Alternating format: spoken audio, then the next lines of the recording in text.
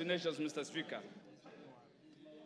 So he's not a co-president, he is just merely an assistant to the president.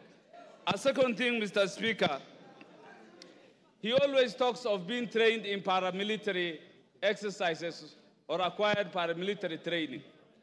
He is supposed to be a symbol of harmony, a symbol of unity, not to intimidate, not to tell the citizenry that indeed he is military trained.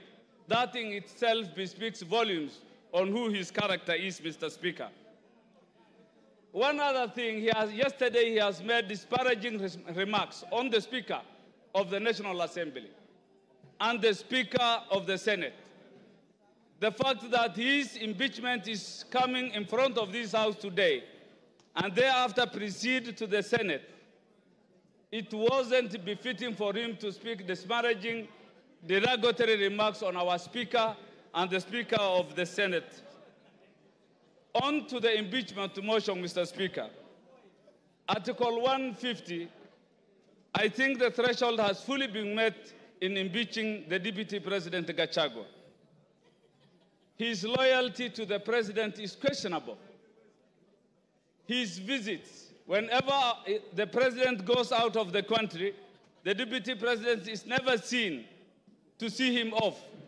Whenever the President comes into the country, the second principle is always not available to receive the President. He gives press releases that contradicts the President, talks too much, giving epithets that make our President, demean our President, projecting our President a liar on several occasions.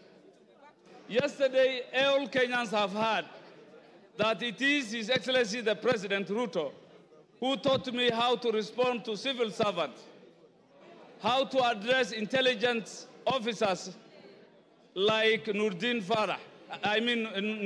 Haji, like the CID officer Amin. That in itself depicts lack of respect for the presidency. Mr. Speaker, it is clear in our Constitution that he is the second in command as espoused in Article 147.3 as read with 134. This he has failed. He has also shown massive erosion of the position of the executive, not being the assistant and showing the unity so expected of him, Mr. Speaker.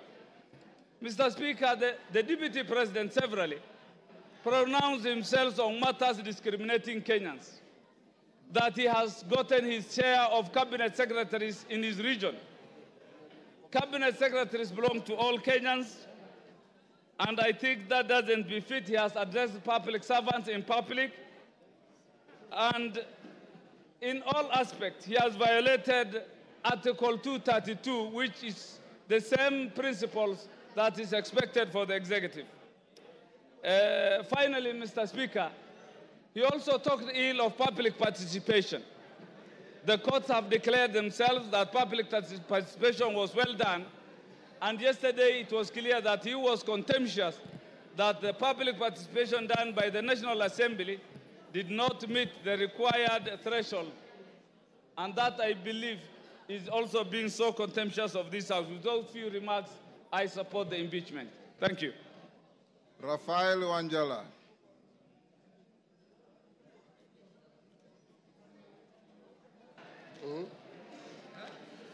Thank you, Mr. Speaker, for giving me this opportunity to contribute to this important